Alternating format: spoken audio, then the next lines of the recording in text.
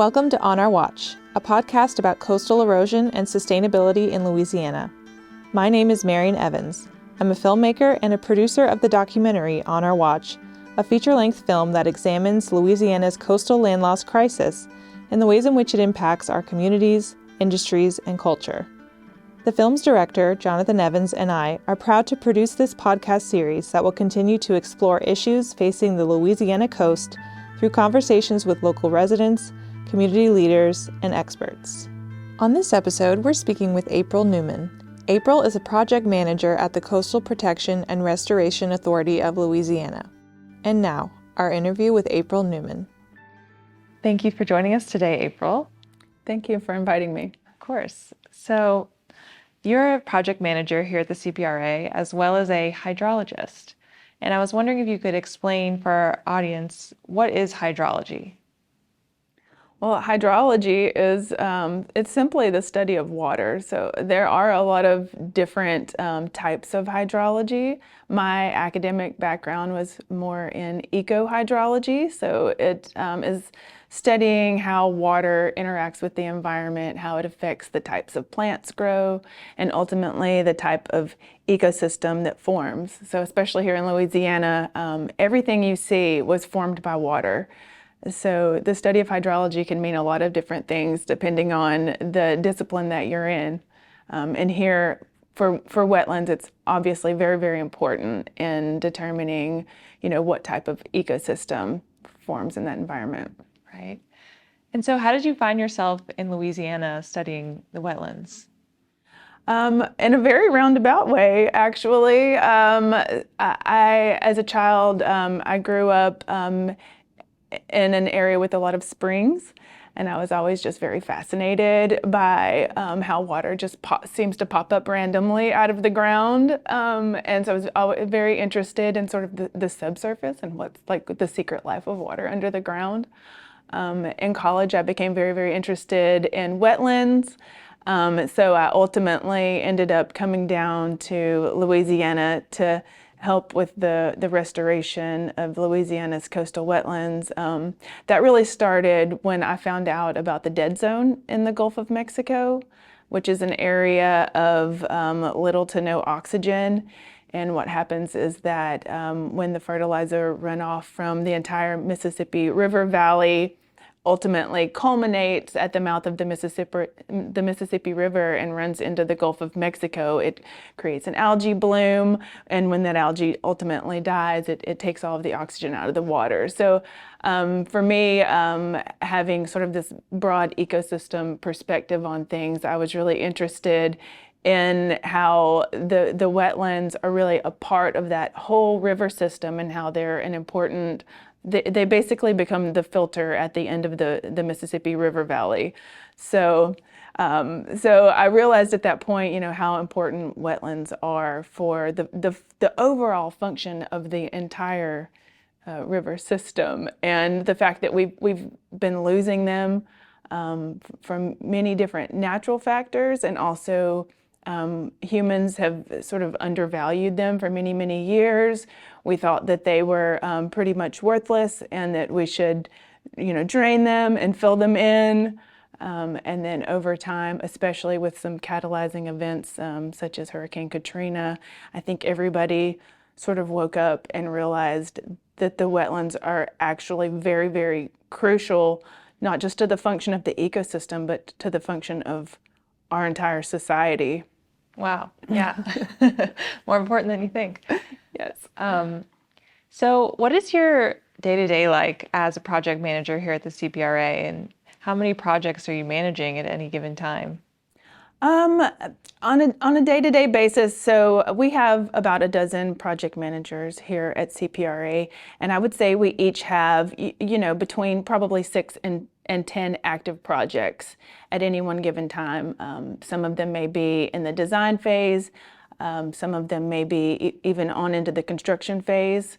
So we manage from really, some of them are more in the planning phase, and then they go into engineering and design and on into construction.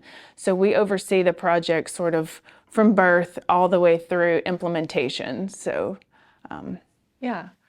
And so I wonder if you could tell me about some of the projects you're particularly proud of, or kind of some examples of what are these projects that you're working on?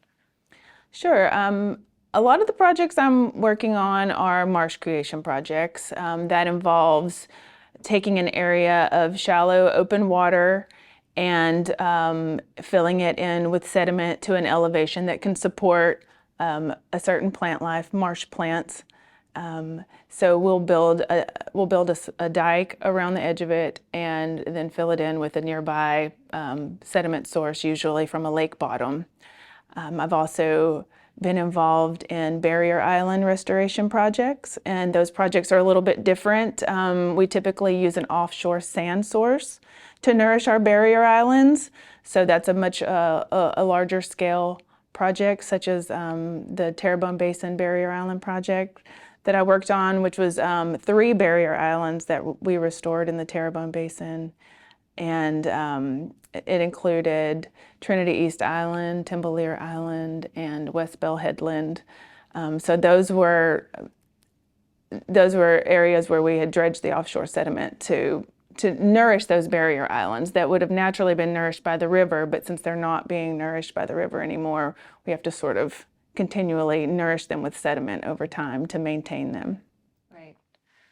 And I know we were talking earlier, you're working on a project in the New Orleans area, right? Right. The Central Wetlands is a really interesting area. It's near the Lower Ninth Ward in New Orleans, and also the community of Chalmette. And it's an area that was historically forested. Pretty much the area from Lake Bourne all the way to the Mississippi River was a forested wetland. And that was levied off over time. It was logged. One of these areas that, as I mentioned, sort of maybe undervalued, and we didn't realize the value of it until more recently we've started to understand why it's important to have wetlands near our communities to protect us from storms, among other things. And so, yeah, that project, because it's so close to the community, we have a lot of community outreach that's involved in just reaching out to the people who are nearby, finding out, how do they use this area? What would they like to see? Working with other groups who also have a lot of other great ideas about restoring the area. But ultimately, that's going to be a hydrologic restoration project. The area is, the water comes in through Violet Canal, and a lot of that water just sort of shoots through the central wetlands without getting out onto the floodplain. So that connection between the water and the floodplain is very important. So if we can reconnect it by putting some gaps in the canal banks, we can get more water and nutrients out on the floodplain and hopefully revitalize that area. Right. And so how long does a project like that typically take from start to finish? And how important is it to get that buy-in from the community, get them on board? Yeah, I think in any project, it's important to have buy-in from the community. Typically, these communities, they understand the value of their wetlands. They understand why this is important.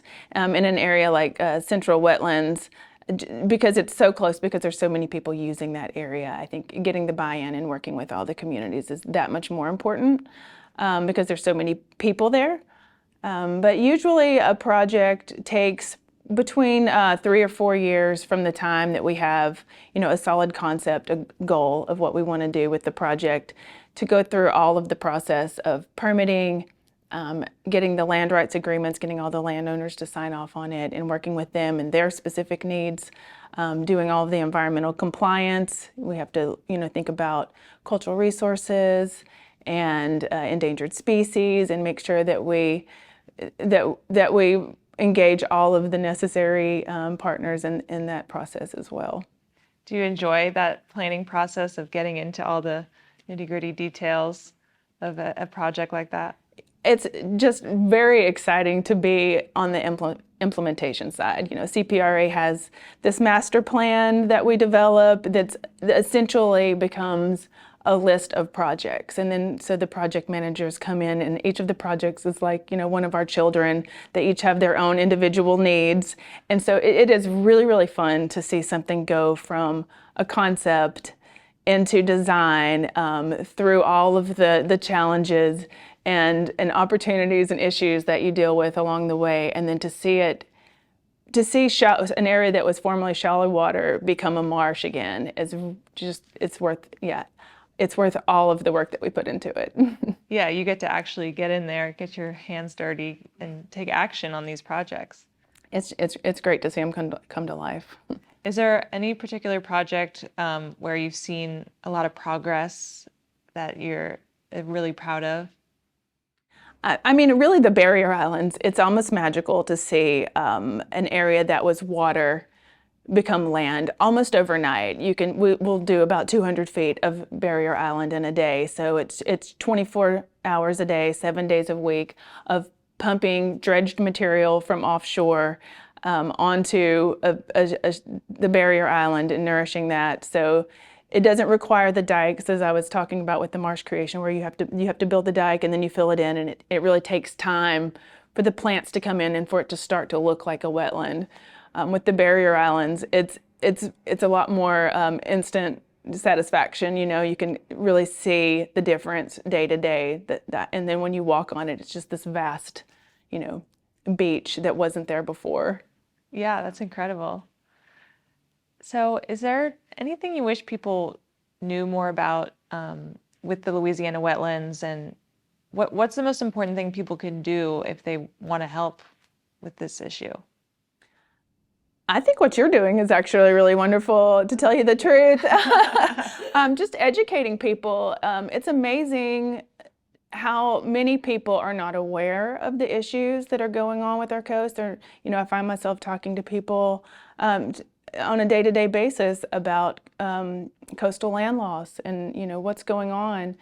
People don't even realize you can live your day-to-day life right next to the river in Baton Rouge and in New Orleans as well, and not realize what's going on the other side of that river. On the other side of the levee, that there's a river over there. So I think just educating people about what's going on in Louisiana is very, very important. Right. And you're getting out there in the community. Have you learned something about how to communicate these issues to people who are not aware throughout your project managing? I find that people are really fascinated, and people love to talk about their background in the wetlands, their experiences hunting and fishing. There's a lot of real passion for Louisiana's coastal wetlands, and so it really doesn't take much to get someone engaged in it. Once you tell them that you're working on coastal restoration, they want to let all of the all of the things that they've learned too, and all of the places that are important to them. Right. Yeah. So I think getting the word out is important for people to get on board. So. Well, thank you for taking the time to talk to me today, April. I really appreciate it. Thank you so much for doing what you're doing. Thank you for listening to On Our Watch. We hope you enjoyed our discussion with April Newman. Don't forget to subscribe to On Our Watch on your favorite podcast app to be notified about future episodes. You can also watch a video version of this podcast on YouTube, which you can find a link to in the description. Thank you for tuning in, and we'll be back with another episode next week. This podcast is made possible through grant funds from the Greater New Orleans Foundation and executive produced by Bruno UK Steiner.